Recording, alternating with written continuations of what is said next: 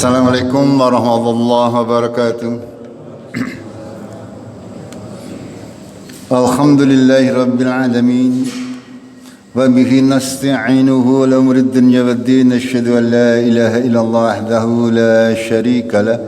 Wa asyhadu anna Muhammadan abduhu wa rasuluh. Allahumma salli wa sallim wa barik ala Muhammad wa ala alihi wa ala ashabihi ajma'in. أما بعد قال الله تعالى في كتابه الكريم أعوذ بالله من الشيطان الرجيم يا أيها الذين آمنوا اتقوا الله وقولوا قولا سديدا يصلح لكم أعمالكم ويغفر لكم ذنوبكم ومن يطع الله ورسوله فقد فاز فوزا عظيما. Jemaah Maghrib rahimakumullah,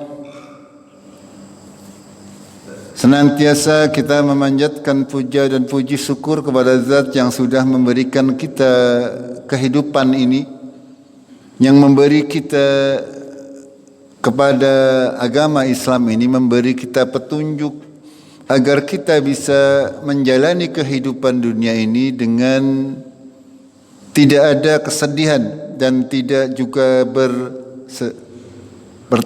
mempunyai rasa takut. Semua yang diciptakan oleh Allah adalah sesuai dengan fitrah, sesuai dengan qadarnya masing-masing. Tidak akan keluar dari fitrah dan ketentuan Allah Tabaraka wa Ta'ala atas segala sesuatu yang sudah diciptakan, ditentukan oleh Allah Tabaraka wa Ta'ala. Sehingga tidaklah menjadi sebuah kewajiban bagi kita umat manusia, karena memang kita diciptakan oleh Allah Tabaraka wa Ta'ala untuk menyembah, untuk menjadi hamba-hambanya Allah Tabaraka wa Ta'ala. Atas segala yang kita lakukan nanti akan dipertanggungjawabkan di akhirat kelak, agar supaya Allah bisa membalas orang-orang yang berbuat baik dengan kebaikan dan membalas orang-orang yang berbuat buruk dengan keburukan. Pada kajian yang lalu kita sudah membahas terkait penciptaan Nabi Adam. Kita masih membahas kisah sahih para nabi dan rasul yang ada di dalam Al-Quran.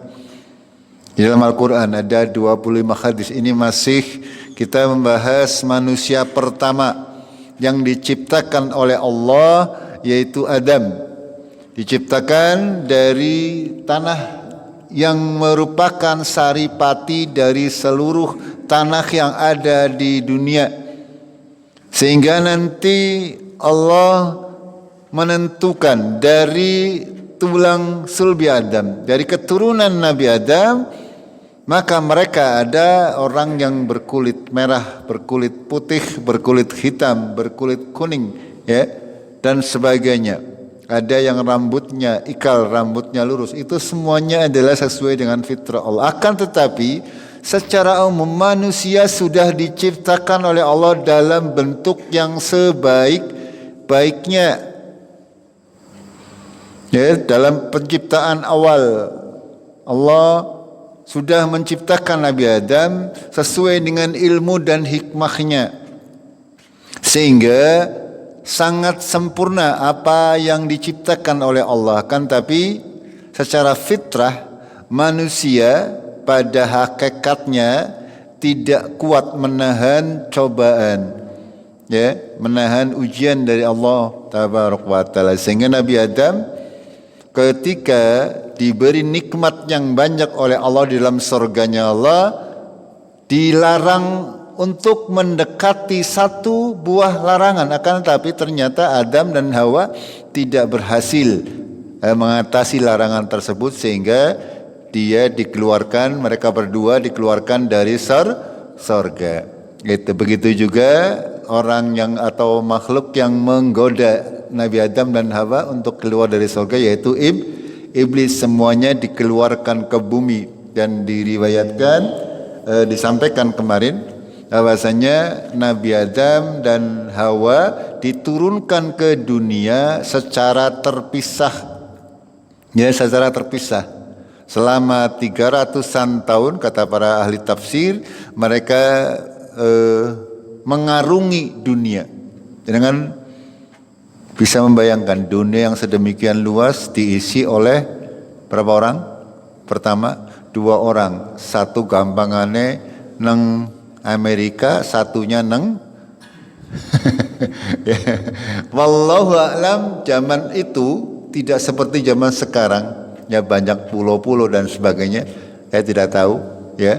Awal-awalnya hanya saja kepulauan-kepulauan yang ada di muka bumi ini adalah akibat dari memanasnya kutub utara dan kutub selatan.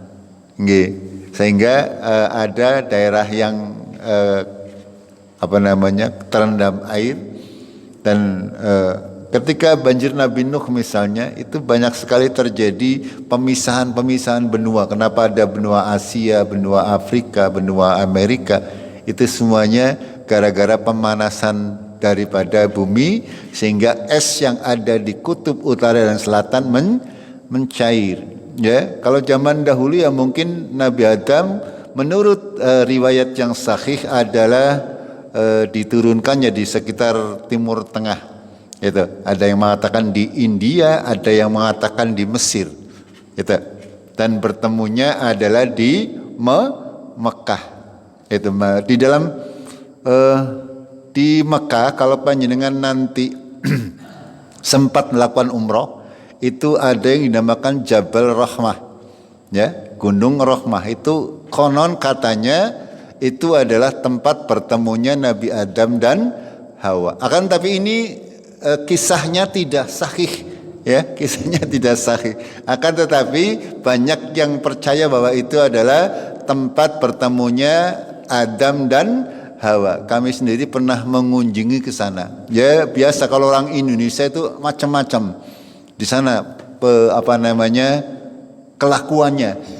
Ya, jemaah Indonesia paling aneh-aneh pokoknya. Ya. Nabi SAW tidak pernah mengajarkan berdoa di sana, nggak pernah. Ya, apalagi ada di sini ada yang memajang foto. Saya ingat saja waktu di Jabal Rahmah itu ada yang memajang foto ya orang Indonesia, ya, dengan mengharapkan oli jodoh lah dan sebagainya. Ini walaupun di Mekah di Arab ternyata banyak terjadi kesyirikan, ya, orang-orang Indonesia. Ya, khususnya karena orang-orang Arab kebanyakan mereka akidahnya kuat, tidak melandaskan agama berdasarkan tradisi, akan tetapi berdasarkan Al-Quran dan As-Sunnah.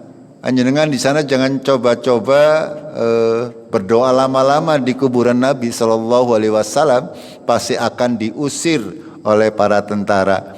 Ya, begitu juga di kuburan Baqi, kuburannya para jihadis Islam. Para mujahidin dan ansar itu panjenengan tidak boleh berlama-lama, ya, karena memang pemerintah Saudi Arabia itu sangat keras ya dalam hal menjaga akidah. Bayangkan kalau Masjid Nabawi anane nang Pulau Jawa, kira-kira terjadinya apa? Ya, ya, pasti banyak disembah. Gini mboten. Sing genah banyak amplope. Intinya orang ziarah kubur itu seperti itu. Orang datang nyemplung amplop, artinya akhirnya apa?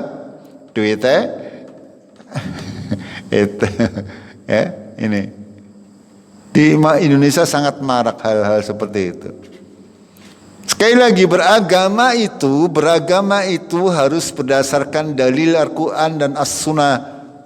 Kita mempunyai diciptakan oleh Allah dalam bentuk yang sebaik-baiknya. Saya sudah sering sampaikan, kita mempunyai akal, kita mempunyai otak, kita mempunyai hati.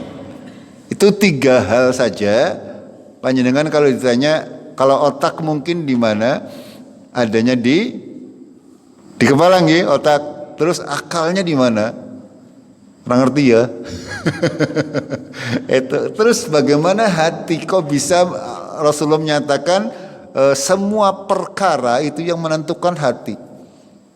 Jadi kita mendapatkan respon melalui indera lalu diproses oleh otak kita dan akal walau alam ya, nanti akan disalurkan masukkan ke dalam hati kita.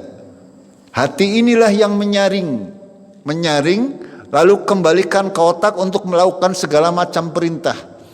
Ini makanya hati ini penting. Kalau hati kita bersih, hati kita tidak banyak dosa, maka kita akan mudah untuk menerima hidayah dari Allah Tabaraka wa Ta'ala. Ketika kita mendengarkan Al-Quran dibacakan, ya, telinga kita mendengarkan, telinga masuk ke dalam otak untuk diproses di sana, di memori, lalu dimasukkan hati. Kalau hati yang bersih, dia akan mudah untuk menerima kebenaran adalah kebenaran. Akan tapi kalau hatinya kotor, hatinya banyak bermaksiat kepada Allah, maka apa yang terjadi? Sudah masuk ke hati, mudah lagi. Atau bahkan masuk kuping kanan, keluar kuping kanan lagi, balik. Orang melebu acan maksudnya loh. Ya, dari kuping kanan melebu, ternyata kupingnya ada tutupnya, dibalik. Gak mau mendengarkan, lah mending nyong orang ngerti lah. Itu seperti itu. Ini Allah Tabaraka wa Ta'ala sudah menciptakan kita sebaik-baik bentuk dan sebaik-baik segala macam proses. Ya, hanya dengan bagaimana tubuh ini kalau kita pikir sangat-sangat ajaib. Ya, bisa-bisanya seluruh bagian tubuh kita itu akan terasa kalau kita sentuh. Gini betul. Padahal yang sakit misalnya jempol, ternyata larinya sampai ke sirah ya, itu ya, atau sakit gigi ternyata bisa sampai ke mata, ke kepala dan sebagainya. Ini sebuah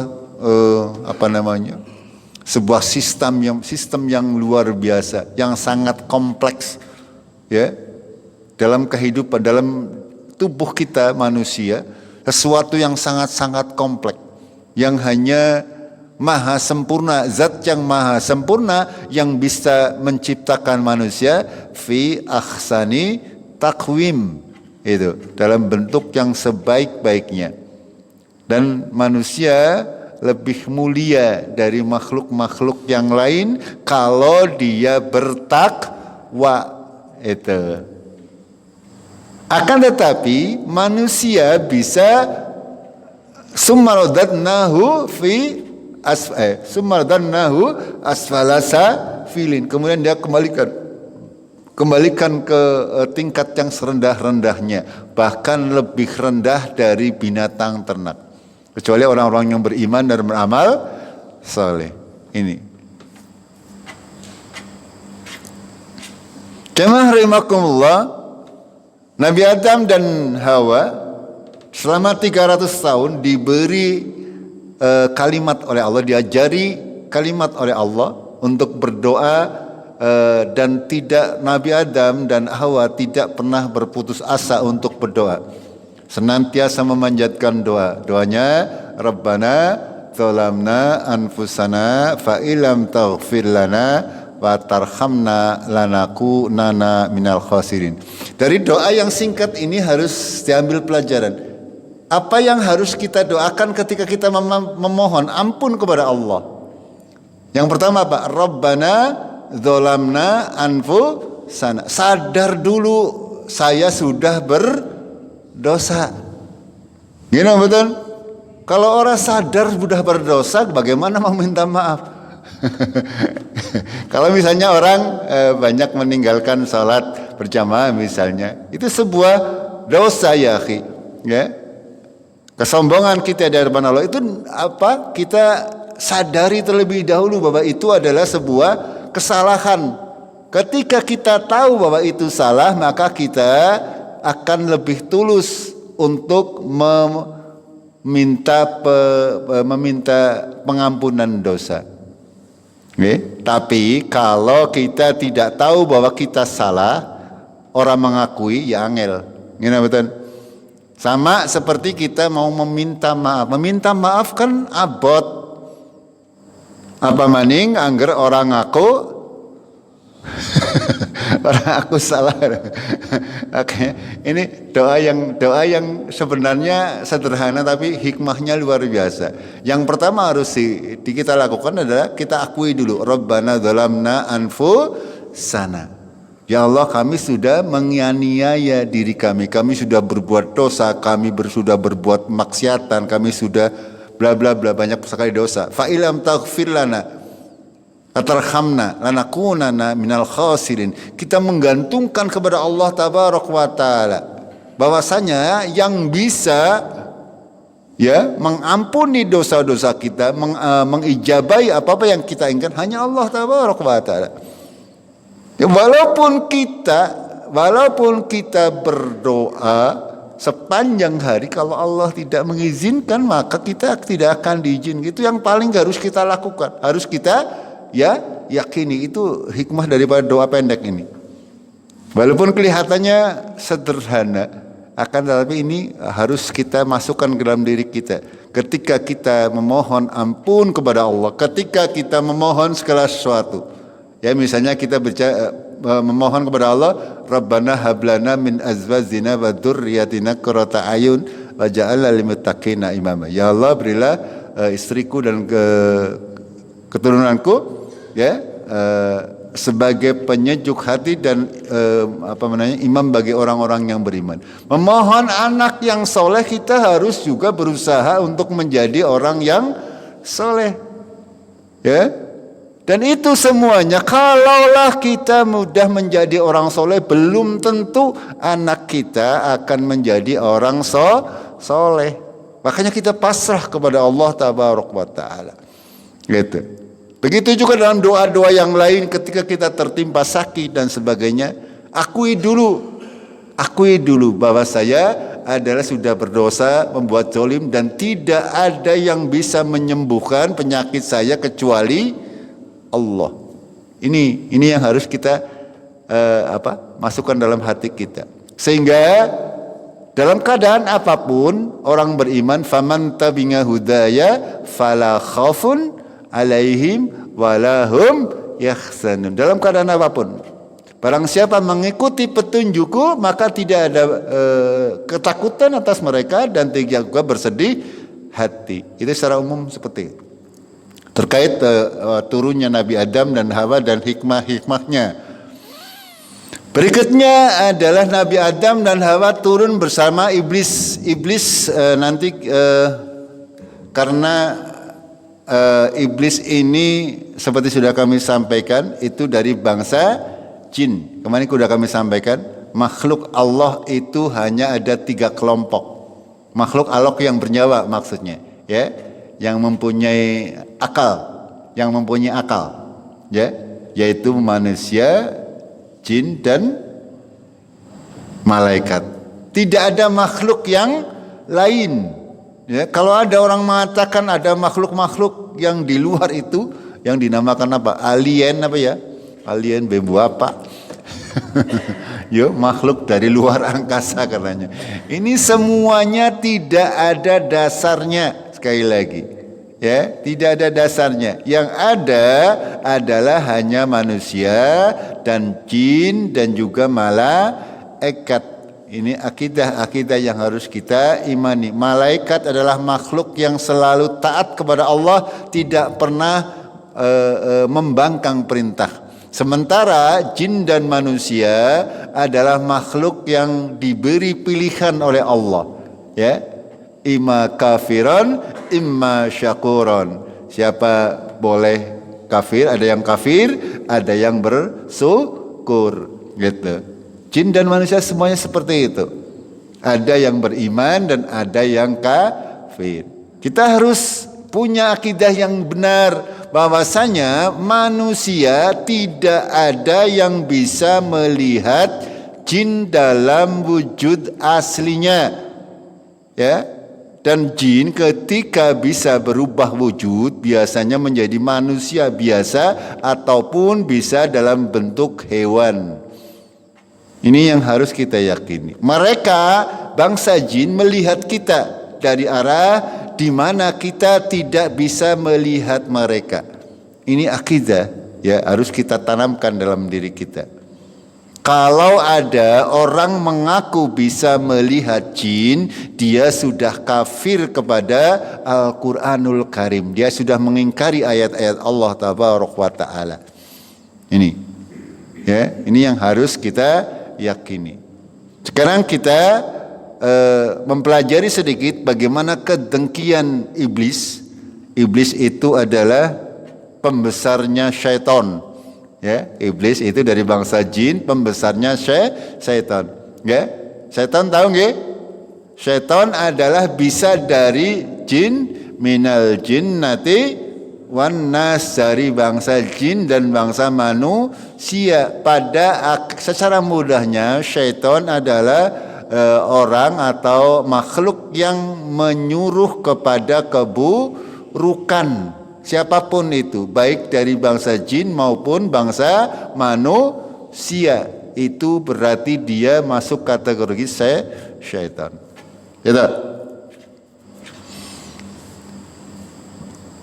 Pada Al-Baqarah yang kemarin kita bahas, ya, Allah sudah menyinggung sedikit.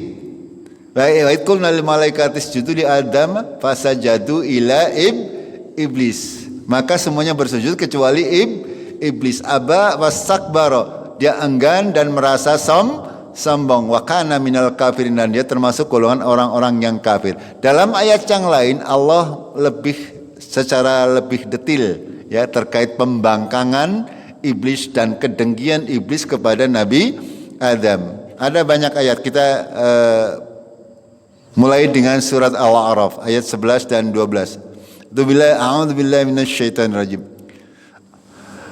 Walaqad khalaqnakum tsumma sawwarnakum tsumma qulna lil malaikati isjudu li Adam fasajadu illa iblis. Hampir sama, ya. Dan sungguh telah kami ciptakan, tsumma sawwarnakum, kemudian kami bentuk rupamu. Ya.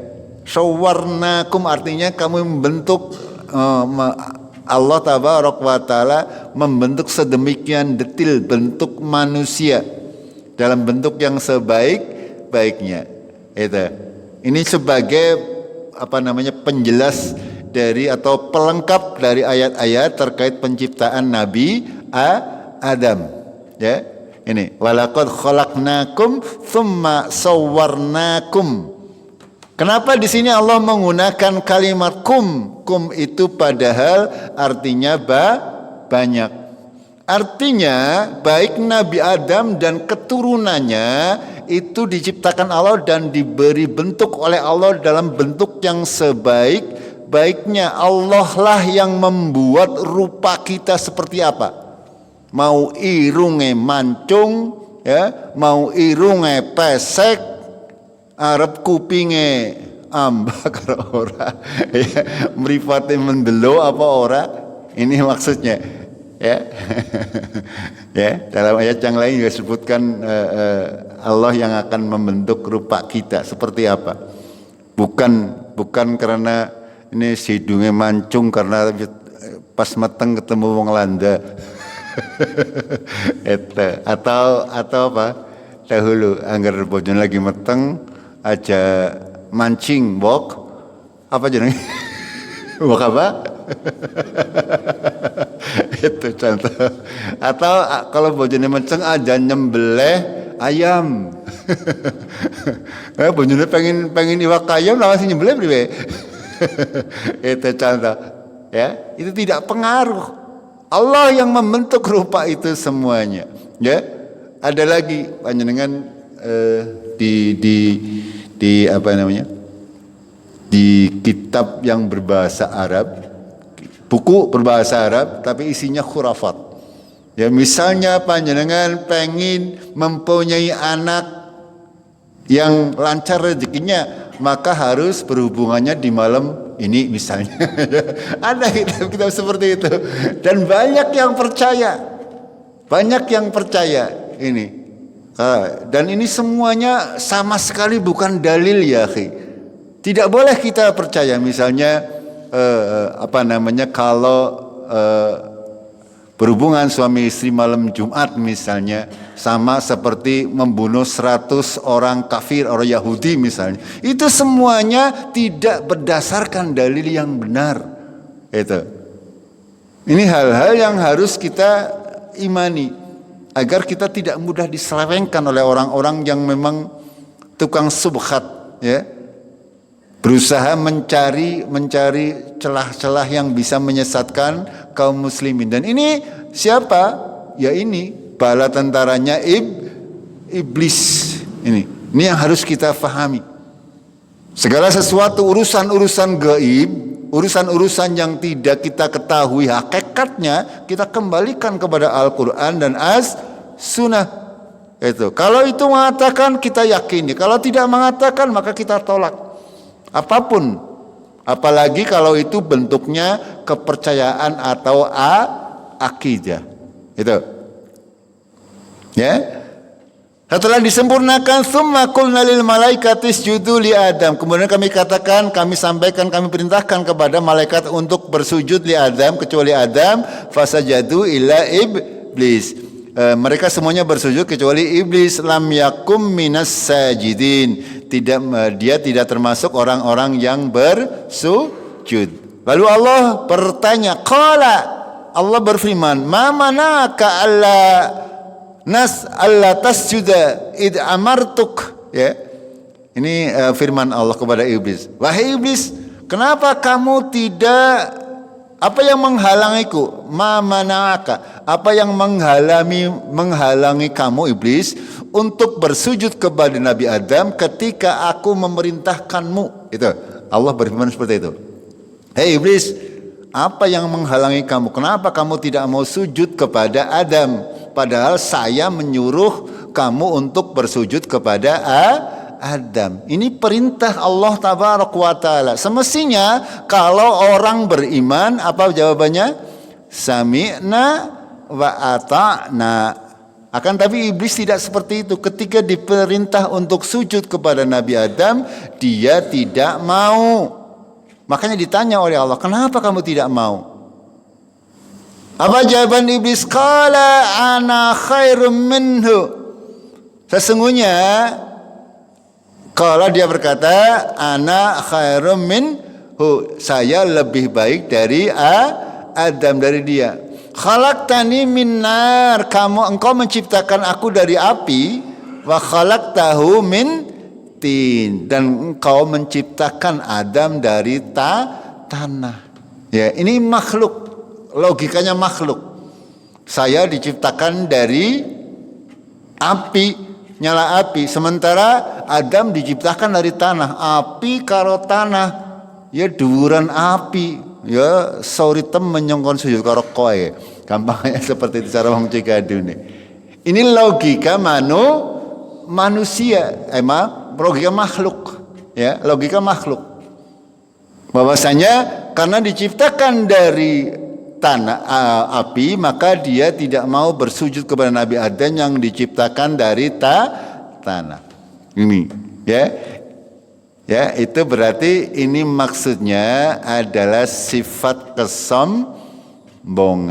Kalau kita mengatakan saya lebih baik dari kamu misalnya, ya, itu adalah salah satu di antara bentuk kesombongan. Pada sombong ini, ya, akan membuat orang tidak bisa masuk surga, ya.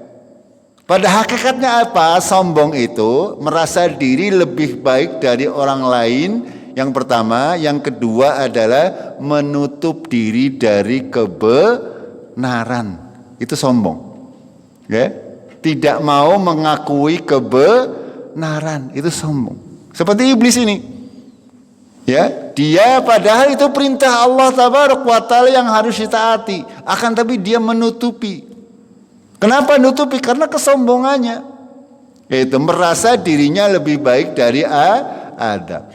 Ini. Jadi makna sombong itu adalah merasa diri lebih baik dari orang lain dan menutupi kebenaran. Itu adalah sifat-sifat yang harus kita hindari. Karena yang berhak untuk sombong hanyalah Allah Tabaraka wa Ta'ala. Di antara salah satu nama-nama Allah adalah Al-Mutakabbir, yang mempunyai kesombongan, yang berhak untuk sombong.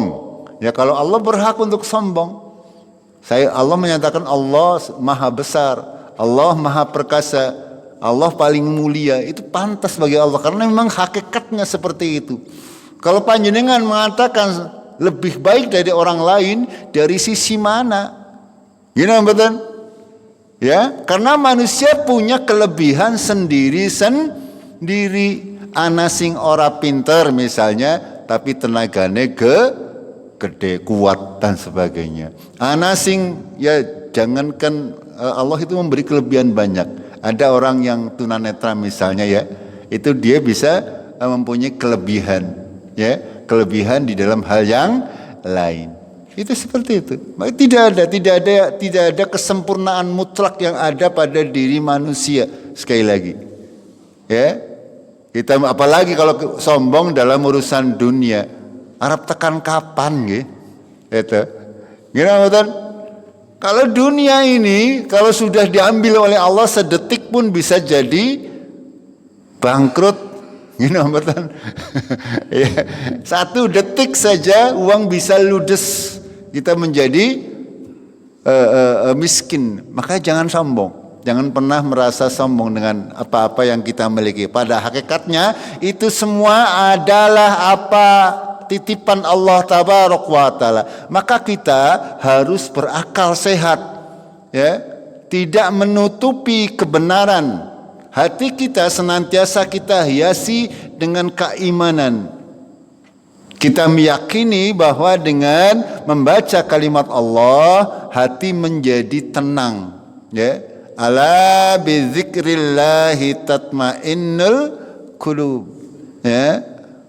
Dengan banyak mengingat Allah, berzikir, membaca Al-Quran, mendengarkan kajian, itu hati menjadi tenang, dan insya Allah akan bertambah keimanannya. Itu kita tidak mengetahui, memahami itu bagaimana prosesnya, akan tapi kita laksanakan saja. Ketika ya kita dahulu belum tidak rutin, ya jamaah masih kurang. Ya, alhamdulillah ketika sudah rutin, panjenengan sudah banyak yang rutin untuk ikut sholat berjamaah. Gitu. Ini salah satu contoh bahwasanya Allah semakin kita banyak membaca Al-Quran, mendengarkan kajian, insya Allah akan bertambah keimanan kita. Asal niatnya ikhlas, oleh simbu sepira. Gini betul? Akan tetapi Allah yang akan melihat. Itu, ya. Sekali lagi, agar kita bisa menerima kebenaran, maka hilangkan rasa sombong di dalam diri kita.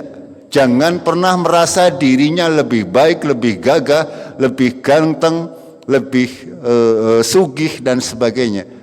Karena manusia itu diberi oleh Allah kelebihan masing-masing, dan pasti di antara kelebihan ada kekurangan. Tidak ada manusia yang sempurna kecuali Nabi Sallallahu Alaihi Wasallam. Itu.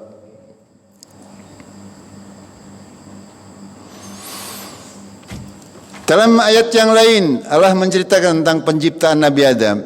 Wa idza qala rabbuka lil malaikati inni khaliqun basharan min salsalin min hama'im masnun. Ya. Dan ketika Tuhanmu berfirman kepada para malaikat, sesungguhnya aku menciptakan basharan. Basharan itu laki bashar, ya, manusia. Min salsalin, dari tanah liat, dari hamaim masnun, tanah liat kayak tembikar, berarti tanah yang dibuat keramik seperti itulah, ya. Lalu masnun diberi bentuk oleh Allah. Ini ada ketika Allah berfirman faida arada syai'an faqul lahu kun fayakun. Bukan berarti Allah menjadikan langsung jadi, tidak. akan tetapi melalui sebuah proses. Seperti penciptaan langit dan bumi bukan berarti Allah menciptakannya kayak saya sulap celing langsung jadi. Tidak seperti itu. Akan tetapi melalui sebuah proses agar bisa dipelajari oleh umat manusia. Itu seperti itu. Ya. Itu.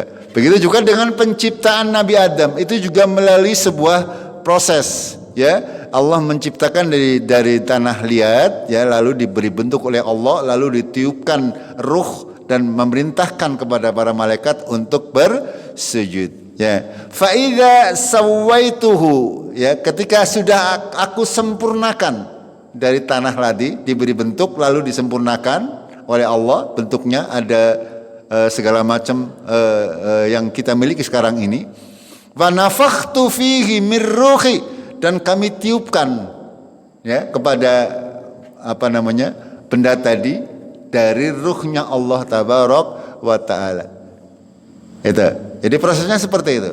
Ya, dari tanah liat diberi bentuk oleh Allah, kemudian disempurnakan bentuknya, ada tangan, ada kaki yang detil-detil, ya, lalu dimasukkan ruh. Pada hakikatnya penciptaan manusia adalah seperti itu. Ketika kita lahir di dalam tubuh, di dalam rahim ibu kita, itu ketika Allah sudah menyempurnakan, sudah ada anggota tubuhnya, ada kepala, ada badan, ada tangan, ada kaki, lalu Allah meniupkan ruh ke dalam jabang bayi yang ada di dalam rahim ibu, kira-kira ketika berumur 4 bulan. Itu seperti itu. Ya, tanyakan kepada para ibu, ya, bahwasanya ada kehidupan itu ketika berumur 4 bulan karena ruh ditiupkan oleh Allah ke dalam tubuh yang akan menjadi manusia. Makanya sebelum kita ke dunia, kita sebenarnya sudah diciptakan oleh Allah. Ruh kita sudah diciptakan oleh Allah dan ditempatkan di dalam alam yang dinamakan alam ruh. Kita tidak tahu tempatnya di mana. Oke? Nanti ruh kita juga akan diambil kembali. Ibaratnya kita di TV, Jawanya di TV. Plus, ya. Dahulu kita tidak ada, kita tidak tahu ruh kita berada di mana, lalu dimasukkan ke jabang bayi, mengikuti proses sampai lahir menjadi seorang anak kecil, lalu tumbuh dewasa sampai tua sampai mati, lalu ruh itu dicabut kembali oleh Allah tabaraka wa taala. Ini, ya, ini sama secara umum seperti itu proses terbentuknya manusia. Ini Allah membicarakan terkait penciptaan Nabi Adam. Faqalahu sajidin, ketika sudah sempurna maka bersujudlah kalian semuanya. Lalu dilanjutkan fasajadul malaikatu kulluhum ajma'un, semuanya para malaikat bersujud illa iblis, kecuali iblis. Aba ayyakuna mangasajidin, dia tidak mau menjadi orang-orang yang bersama orang-orang yang sujud. Lalu Allah berfirman, qala ya iblis ma laka alla takuna mangasajidin. Kenapa wahai iblis, kenapa engkau tidak termasuk orang-orang yang sujud kepada Adam? Apa jawaban iblis? Qal lam akun la asjuda li basharin khalaqtahu min salsalin min ma'in masnun. Ya, aku tidak akan pernah bersujud. Ini menggunakan lam akid, penegasan dari si iblis ini. Lam akun la asjuda li basharin khalaqtahu min salsalim mimma masnun. Aku tidak akan pernah bersujud kepada laki-laki yang kau ciptakan dari tanah liat yang hitam yang diberi bentuk. Ini, ya. Iblis bersumpah di hadapan Allah tabaraka wa taala, saya tidak akan pernah bersujud kepada manusia yang kau ciptakan dari tanah liat yang diberi bentuk. Ya, titah Allah, kemudian Allah berfirman, qal fahruj minha, keluarlah engkau darinya, dari surga maksudnya, karena sebelumnya iblis ini juga berada di surga, ya. lalu diusir oleh Allah tabaraka wa taala darinya karena apa? Karena tidak mengikuti perintah Allah tabaraka wa taala. Fa innaka rajim. Sesungguhnya engkau rajim apa? A'udzubillahi minasyaitonir rajim. Apa artinya rajim? Terkutuk, terlaknat, ya. Wa inna 'alaikal la'nata ila yaumiddin. Maka sesungguhnya bagi engkau, siapa iblis, itu laknat dari Allah dan manusia secara umum sampai yaumiddin, sampai hari pembalasan. Ini ya, ini dalam surat Al-Hijr. An-Nur maaf ya. An-Nur apa Al-Hijr? Al-Hijr maaf, Al-Hijr ayat 15 ya. Surat yang ke-15 Al-Hijr ayat 28 sampai 35. Ini Allah menceritakan panjang lebar terkait dengan penciptaan Adam dan pembangkangan iblis ya kepada perintah Allah. Pada hakikatnya iblis itu tidak mau bersujud kepada Nabi Adam karena dia merasa lebih baik dari Adam. Kesombongan yang ada pada dirinya membuat dia tidak mau mengikuti perintah Allah tabaraka wa taala. Lalu dalam ayat yang lain surat Al-Isra 61 sampai 65 hampir sama. Wa idh qulna lil malaikati isjudu li Adam fasajadu illa iblis qala asjudu liman khalaqta tinan, ya. Ketika Allah memerintahkan iblis untuk bersujud, dia berkata, apakah aku harus bersujud kepada orang yang engkau ciptakan dari tanah? Ya.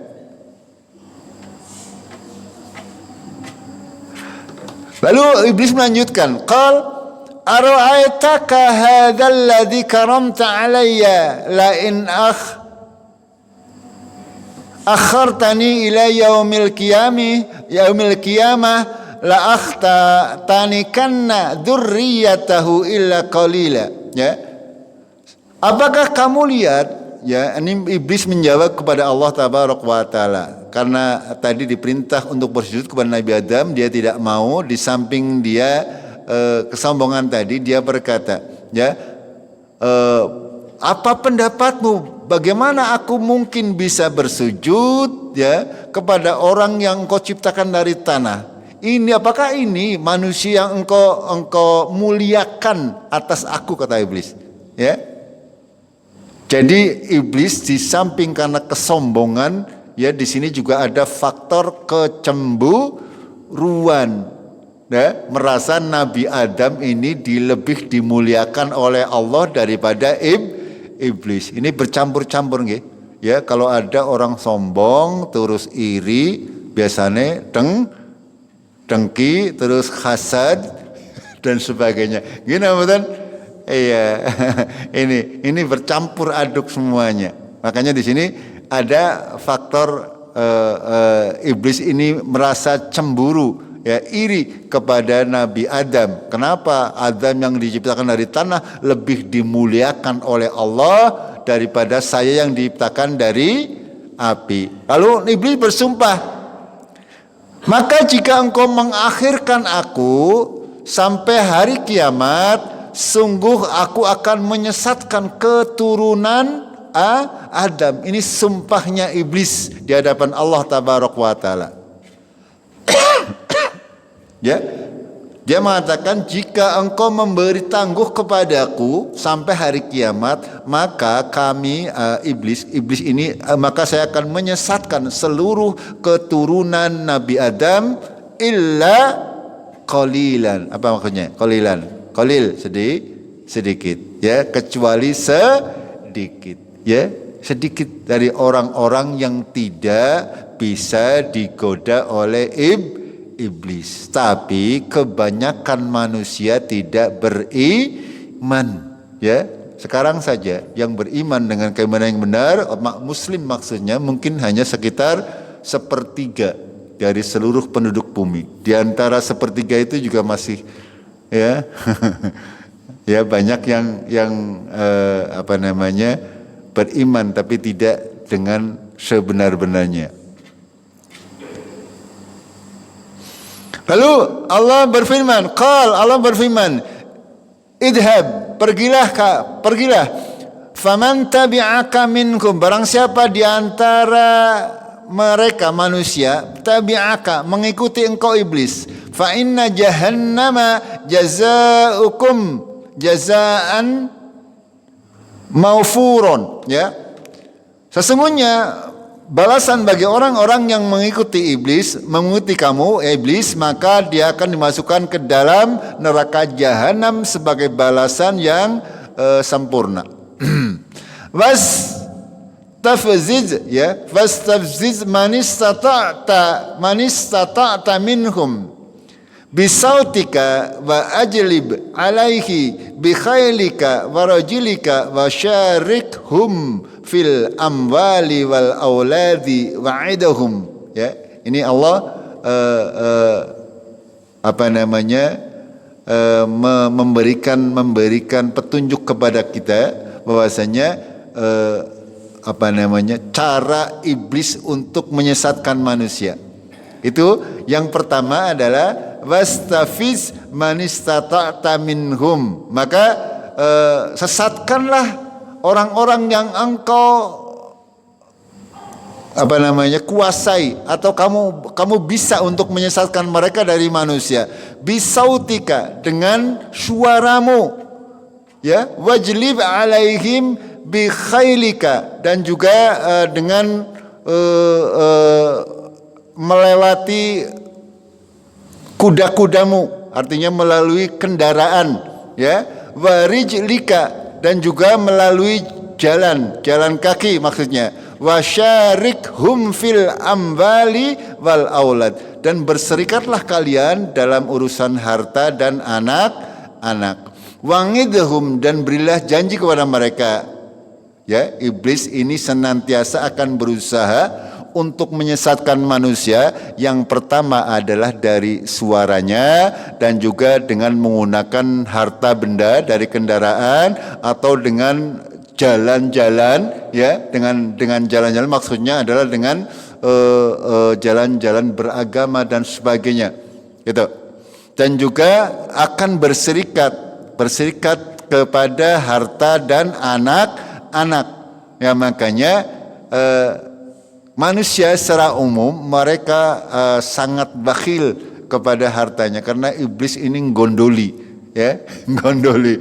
Ketika panjenengan mau sedekah, mau infak, mau ikut korban dan sebagainya, iblis ini gondoli aja, mbok entong duit ya, itu. Ini maksudnya, ya, wasyarikhum fil amwal, dan berserikatlah mereka dalam harta. Itu iblis itu berserikat dengan manusia untuk tidak taat kepada Allah dengan sebab harta mereka. Begitu juga dengan anak-anak mereka, ya. Ada di antara anak-anak kita yang menjadi ujian bagi kita, ya. Kita saking cintanya kepada anak dan istri kita, orang tua rela untuk melakukan dosa, misalnya ada yang seperti itu, ya. Ini maksud daripada wasyarikhum fil ambal wal aulad. Wangidhum, dan berilah janji kepada mereka, ya. Iblis ini bisanya adalah memberikan janji, tapi apakah iblis akan bisa menepati?